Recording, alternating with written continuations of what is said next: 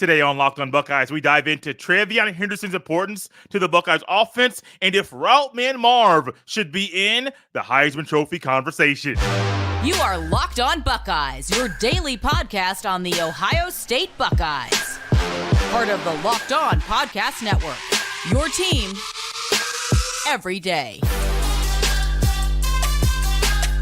Man, you gotta love a Victory Monday this time of year. What is up, Buckeye fans? Welcome back to another episode of Locked on Buckeyes for the Locked on Podcast Network. I'm your host, Jay Stevens, also the host of the Jay Stevens Podcast. It is Monday, October 30th in the year 2023, and today's episode is brought to you by PrizePicks. Go to prizepicks.com/LockedOnCollege and use code LockedOnCollege for your first deposit match up to $100. PrizePicks, daily fantasy sports made easy. During today's episode, we will discuss injury concerns in Columbus and if Route Man Marv should be in the Heisman Trophy conversation. But first, number 32 in the roster. He's number one in some of your hearts. TreVeyon Henderson went off in Camp Randall Stadium in primetime on Saturday night. It was something. If I was put to the test and ask questions about how I would predict the game would go on Saturday night, yes, I got one thing correct. The Buckeyes would win the game. That came true. I would have gotten wrong if I said TreVeyon Henderson would have gone over 100 rushing yards in that game. I would have gone with the under if that was a question asked to me prior to the Buckeyes and Badgers battling it out in prime time. Many of you know my thoughts about TreVeyon Henderson, and some of you have shared the same thoughts and analysis about his play. But what we saw on Saturday night was a different version of TreVeyon Henderson that we have not gotten since his freshman season. And I don't want to go as far as some to say this was the best game he's ever played at Ohio State, best game of his career. I don't want to go that far because I don't have in my memory some of the games he had his freshman year that were eye-popping, that we're just like, wow, this guy can be good. I don't remember that as well as others to make a bold statement like that. But his performance was phenomenal. Catching the ball, pass pro, running the ball. He was phenomenal. Over 200 all-purpose yards, 45 receiving yards, 162 rushing yards, which is a single game high for Ohio State this year. In a year where the running game has not been up to par, not even been average for any college football team out there, the Buckeyes definitely needed this spark. And his performance in this Monday show brought this question into my mind. What is TreVeyon Henderson's importance to the Buckeyes offense taking the next step? I think he's a big part of the Buckeyes offense taking the next step, but there are some other things that go into it. What have we learned about Ohio State this season? The offensive line at the beginning of the season had 3 new starters, and they struggled at times. By game 4, I went back and watched some of the Notre Dame game. They weren't playing as bad as they were week 1, week 2. They were not playing a lot better, more in sync, more in unison, playing like a better and more well-oiled machine. The Buckeyes' offensive line has gotten a lot better. What else do we know about this offense that we knew about at the beginning of the season? Kyle McCord was a first-year full-time starter, but he didn't know he was going to be the full-time starter until, week 3, going into the Western Kentucky game, and we saw how that game went down. What else did we see about do you know about about the Buckeyes offense? Got potentially 2 first-round receivers. One's currently injured. One is Route Man Marv, who we will discuss later in today's show. Julian Fleming experience. He's a leader, good run blocker. But sometimes in the passing game, he is not a realistic threat for the Buckeyes offense. Case Stover, that dude at tight end. Phenomenal blocker, phenomenal receiving tight end. But the offense that we thought we would see at times this season, we have not seen. So for the Buckeyes offense to take the next step, one, I do believe TreVeyon Henderson is a part of the Buckeyes offense taking the next step. 2, I don't think he's the only person that needs to play better for the Buckeyes offense to take the next step. And 3, I wonder, or I believe there are players that don't play consistently that need to play more for the Buckeyes offense to take the next step. Let's dive into that really quickly. The Buckeyes need Henderson to run like he did on Saturday night for the Buckeyes running game to be more like what it needs to be for the Buckeyes offense to be better if they want to win the national championship this season. There are only 4 regular season games left: Rutgers, Michigan State, Minnesota, and Michigan. That Michigan game's was going to be a battle. It's even going to be a bigger battle than it already was going to be prior to the start of the season. Abuka's injury is key, because if Abuka's back out there, do you play Carnell Tate Moore and pull out Julian Fleming?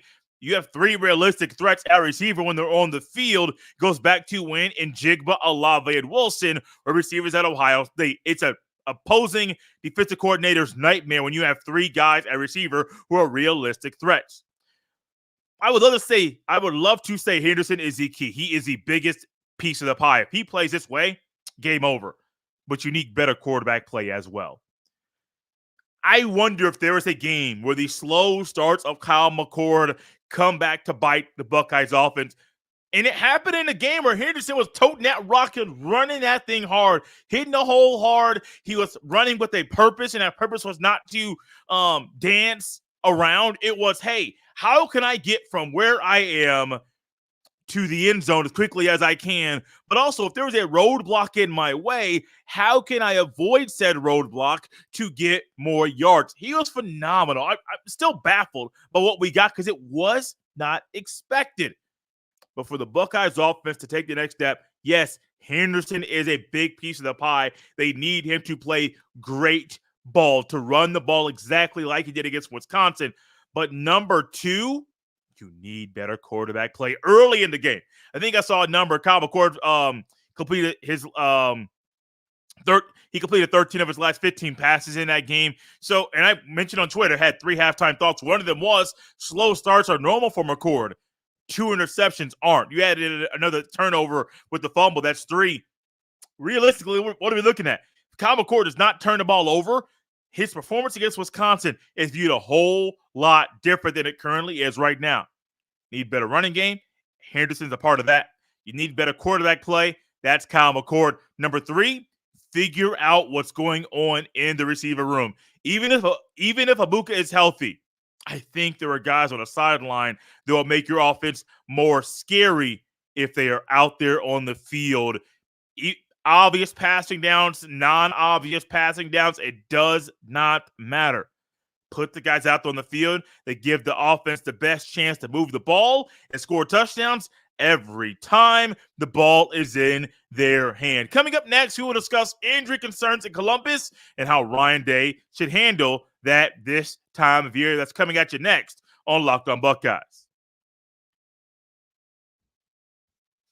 This episode is brought to you by Athletic Brewing. Now time for your game changer of the week, brought to you by Athletic Brewing Company. Much like TreVeyon Henderson, Athletic Brewing has completely changed the non-alcoholic beer game. They make non-alcoholic beers that actually taste good. Number 32 in the roster. He's number 1 in some of your hearts. TreVeyon Henderson went smooth off against the Wisconsin Badgers. He was a guy that was running with a purpose, that was running with one goal in mind: do what is needed for the Buckeyes offense to have a realistic and good running game tonight on Saturday night, and he did just that. You can find Athletic Brewing Company's non-alcoholic brews at a store near you, or buy online at athleticbrewing.com. First-time customers can use code LOCKEDON to get 15% off your first online order. That's code LOCKEDON at checkout for 15% off at athleticbrewing.com. Near beer, exclusions and conditions apply. Athletic Brewing Company, fit for all time. This episode is also brought to you by our friends at eBay Motors. Passion, drive, and patience. What brings home the winning trophy is also what keeps your ride or die alive. eBay Motors has everything you need to maintain your vehicle and level it up to peak performance. From superchargers, roof racks, exhaust kits, LED headlights, and more. Whether you're into speed, power, or style, eBay Motors has got you covered. With over 122 million parts for your number one ride or die, you'll always find exactly what you're looking for. And with eBay Guaranteed Fit, your part is guaranteed to fit your ride every time or your money back. Because with eBay Motors, you're burning rubber, not cash. With all the parts you need at the prices you want, it's easy to turn your car into the MVP and bring home that win. Keep your ride or die alive at ebay.com/motors. eBay Guaranteed Fit, only available to U.S. customers. Eligible items only. Exclusions apply. Thank you for making Locked On Buckeyes your first listen or first watch of every single day. If you missed our live postcast at youtube.com/LockedOnBuckeyes at the conclusion of Ohio State's win, 24-10 win over the Wisconsin Badgers, it is available for you on the YouTube, on the Apple, Spotify, or the Odyssey apps, or wherever you get your podcast. It's available to you in a playback form. Remember, at the conclusion of every Buckeyes game, night games, or at 12 noon, we will go live right here at youtube.com/LockedOnBuckeyes to instantly react in a postcast form to the Buckeyes game. It's been a win all season long that we have reacted to. Sure, hope and believe and think we'll have a live postcast on Saturday that's following another Ohio State win. There are injury concerns in Columbus, just like in the NFL. Saw Kirk Cousins has what people believe is going to be an Achilles tear, done for the season. I saw a list of quarterbacks that went down on Sunday. This is during the early window. There were 4 or 5 that went down, and there's a conversation that goes into, is grass the better playing surface or is turf? Now, I don't know the playing surface that these quarterbacks played on that went down, but I guarantee at least one of them went down on turf, and there'll be a conversation on Monday. Why? Football should always be played on grass. Well, the grass or turf conversation might come up in college as well because, well, Ohio State is dealing with some injury concerns of their own. Kyle McCord, quarterback, walked out the stadium with a slight limp and with his ankle wrapped with ice as he walked out of the stadium. What else do you have? Marvin Harrison Jr. now didn't leave the game, didn't end the game on the sidelines, but ultimately he had a little injury concern of his own after catching one of his 2 touchdown passes on Saturday night. JT Tuimoloau into the first half. Looked like he got hit by Jack Sawyer in the side, leaves the field, misses some time, comes back in for the final play of the first half, which was a successful field goal that was kicked by the Wisconsin Badgers. What else do you have? Lathan Ransom a little dinged up. You got TreVeyon Henderson, who was dinged up. Mayan Williams missed time. Chip Trainum missed time. Emeka Abuka missed time. Jahad Carter has missed time. So many guys. Devin Brown is missing time. So many injury concerns at Ohio State, and it makes me wonder, how should Ryan Day handle injuries this time of year? Now, when it comes, let's go to the defense really quickly. Also forgot Denzel Burke. So when it comes to the defense, let's just say one of your safeties goes down. I'm trying to think about rotational pieces and how you can bring somebody in off the bench who you may lose a little bit when they're on the field, but it's not a whole lot of big drop off to where it's a major liability on the field. When Ransom comes out, the first guy that I think, well, there's 2 guys that go into my mind that should come into the game. If Ransom Proctor or even Sonny Styles is a different one. If Ransom or Proctor come out, Jahad Carter or Malik Hartford should be out there automatically. That should be a done deal. One of those 2 guys should be out there and not leave the field until that starter, Proctor or Ransom, comes back on the field. If Sonny Styles goes down, Jordan Hancock should come in. Or if you want to go with a more traditional 4-3, if you're playing a team that's going to run the ball a lot, bring in Cody Simon. Just run a traditional 4-3 and then have variations off of that. Now, the difference is Jordan Hancock is phenomenal at putting his nose down there and tackling in the run game. So you could realistically still run the 4-2-5, more of a pass coverage style of DBs that are out there, group of DBs. But however, Jordan Hancock can do that. Ryan Day also needs to be very specific in how he runs practices. Now, I do believe this time of year you may start to dial things back a little bit, knowing that this time of year is very important. And when the injuries are stacking up for Ohio State, you got to think and wonder, are we going too hard? Are we going too soft? Where is what's the right feel for this moment for the team? And I say going too soft because one thing Brian Smith, Locked On's recruiting analyst, mentioned a few weeks ago is that he's heard, which is true. Sometimes players aren't hitting enough. Players aren't on the field going over plays enough. And that conversation was one that we had while discussing Ohio State's offensive line, which hadn't played great as a unit all season long. When you limit practice play, one, that can lead to injuries, and two, that can lead to poor play by a player, not just on the O-line, but any player out there, especially if your body is not conditioned to withstand and to endure the hits that you feel and receive during a football game. Ultimately, could be bad news bears for you when you get out there on that field. But handling injuries is very interesting and delicate. One, who's your backup? But two, how do you handle things outside of a game, off the field on a Saturday afternoon or evening, so that your players are not doing too little so they get hurt when they're on the field, or doing too much so they're more liable to get injured? How do you find the right path for the team? Buddy, it's difficult. It's very, very hard. With the injuries Ohio State has right now, and with the way Ohio State is using their running backs and receivers, etc. One, if an offensive lineman goes down, I am concerned. I am really concerned if an O-lineman goes down at Ohio State, because as Ryan Day has said, the backups, there's a drop-off, a significant drop-off from the starters to the backup offensive lineman. Now, if Case Stover goes out, I am concerned. One, he doesn't really miss much time, but two, man, G. Scott Jr., you're losing a lot if he's your number one versus what Cade brings to the table. But you got to figure out how to run practice, what the right thing is, discuss and talk to the medical staff and team to figure out, hey, maybe they advise you to dial it back a little bit, or maybe they advise you, hey, crank that thing up because the players need that this time of year. Trying to figure out the right way to handle injuries is key. Kyle McCord is not playing great ball at times. Other times he's playing phenomenal.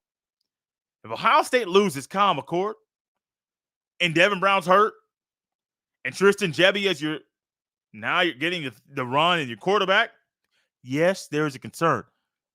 But there is a concern at any school, on any team, if your top two quarterbacks go down and you need to put your third-string quarterback out there on the field. I understand he had 5 stars at Oregon State. I understand he comes in with some experience from the Pac-12 and his time there playing in the Pacific Northwest. I also understand there's a drop-off, significant drop-off, going from McCord to Brown, from Brown to Jebbia. Got to figure out how to handle injuries, and got to figure out what's the right way to handle practices so you aren't putting your players more at risk to endure and suffer an injury when they're on the field on a Saturday afternoon or evening. I know we're about to get into the month of November, and normally Ohio State does not play night games this time of year. However, this year is different. After Rutgers on Saturday, the following Saturday, the Buckeyes have a primetime matchup against the Michigan State Spartans. Yes, the Spartans should get spanked. Will it happen? We'll discuss that next week following Ohio State's game against Rutgers. Coming up next, we dive into Robman Marv and if he should be in the Heisman Trophy conversation. This episode is brought to you by our friends at PrizePicks. PrizePicks is the largest independently owned daily fantasy sports platform in North America. They are the easiest and most exciting way to play daily fantasy sports. It's just you against the numbers. Instead of battling thousands of other players, including pros and sharks, you pick more than or less than on 2 to 6 player stat projections and watch the winnings roll in.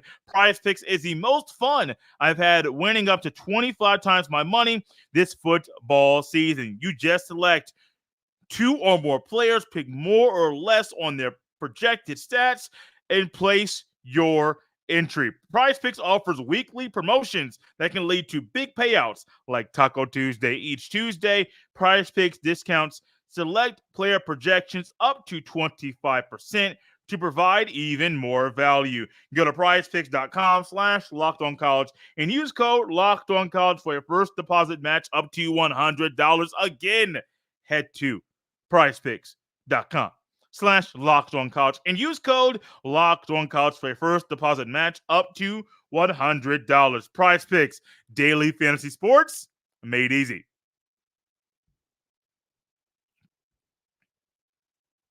Thank you once again for making Locked On Buckeyes your first listen or first watch of every single day. One thing I mentioned on Saturday during our postcast that I want to mention once again for you on this Monday, just had a meeting about a way for us, the Locked On Buckeyes community, to engage with each other in a bigger and more fun way. When that announcement can be made and can be revealed, we will reveal that here on the show and let you know how you can tap into the Locked On Buckeyes community and enjoy this show in a bigger way.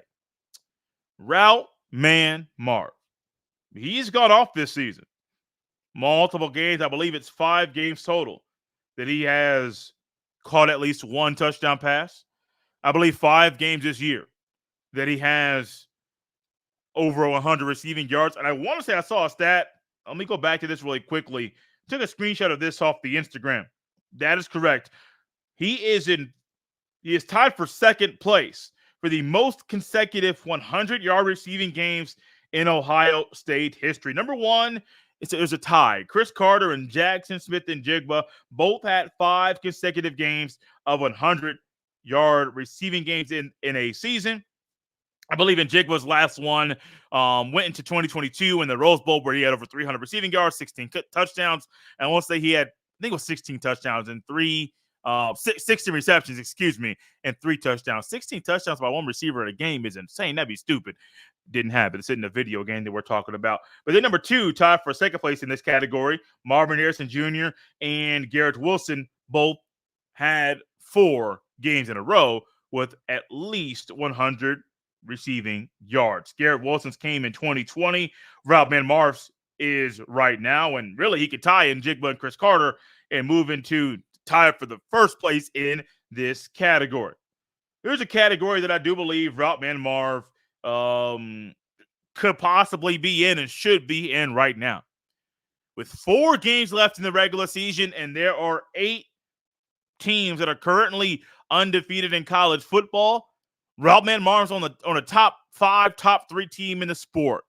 The best player on the team on the offense, and he is a guy, I say best player on the team, and he is a guy that should be in the Heisman Trophy conversation. Per our friends at FanDuel Sportsbook, they recently put out their odds, and I looked at this recently, and Route Man Marv is in the top 6 betting odds to win the Heisman Trophy this season at plus 1,400. He is in the number 6 spot. Logo 621 let you know who is in the conversation right now via FanDuel Sportsbook and why Route Man Marv could easily be a Heisman Trophy finalist and has the opportunity on the stage, a big stage, to win the Heisman Trophy this year.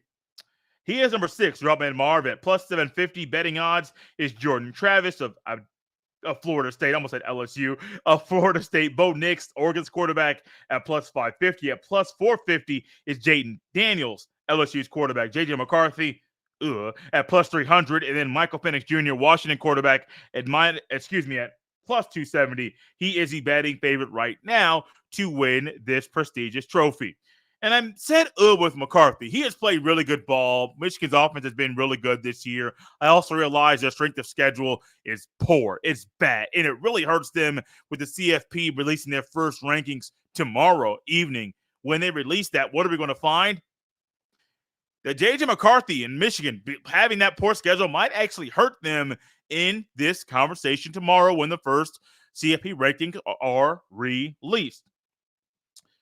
But Marvin Harrison Jr., if he keeps this streak up 4 games, 5 games, 6 games, 7 games in a row with at least 100 receiving yards in a single game, he'll have the record for most consecutive 100-yard receiving games in Ohio State history. You'll have that record. Eclipse Njigba, eclipse Chris Carter, and be in the number 1 spot. But number 2, he'll be going into a game November 25th against the Michigan Wolverines on the road. The stage is already set. It was set before the season. We all know how important the game is, not just to these two teams, not just to college football, but for everybody involved. This means everything. 1, the winner gets bragging rights, and I really hope the Buckeyes win this game because I'm tired of going on X, formerly known as Twitter, at jsteven07.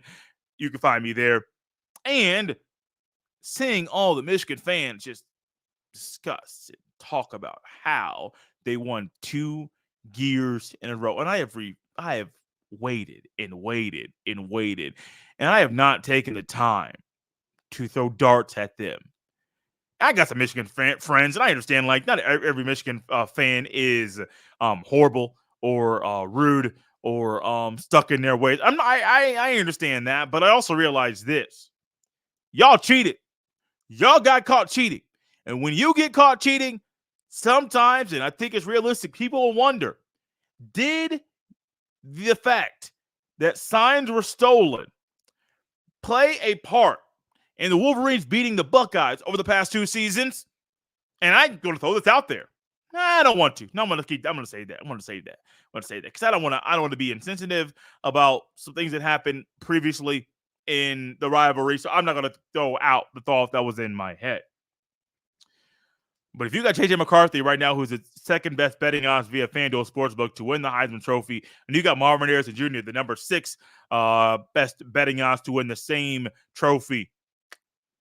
Those 2 guys, that stage, big noon on Fox at 12 noon, Thanksgiving weekend, everybody's been looking forward to this game all year long, and it's possible it'll be 11-0 versus 11-0, possibly the game of the century. The stage is set. If Route Man Marv goes into that game and just goes off, smooth off, hey, it's gonna be hard for the Heisman Trophy voters to leave Route Man Marv outside of the group that will be listed as finalists. And number 2, it's gonna be really hard for them to not vote him number 1. Now, I understand Bo Nix has been well. Michael Penix Jr. has been a dog this year. Jaden Daniels, Jordan Travis, they've all been really good. But I don't know. Now, granted, Alabama plays LSU recently, so I understand. Like, realistically, Jaden Daniels could be outside of the conversation. Why? The stage. If you don't perform on that stage against Alabama, whose defense has been playing a whole lot better of late, out of it, buddy. Like, you're just gone. But if Route Man Marv shows up like we believe he can and goes off in that game, there's a realistic opportunity for Route Man Marv to be the Heisman Trophy winner in 2023. Now, a lot has to go right for him. He needs to go off. Might need to have a couple games where he has 10-plus catches, 2 or more touchdowns, 150-plus in both games for him to be thrust into the top 5 or top 4 in the betting odds. But if he shows up and shows out against Michigan, November 25th at 12 noon Eastern in the Big House, it's realistic. 1, he could be a Heisman Trophy finalist.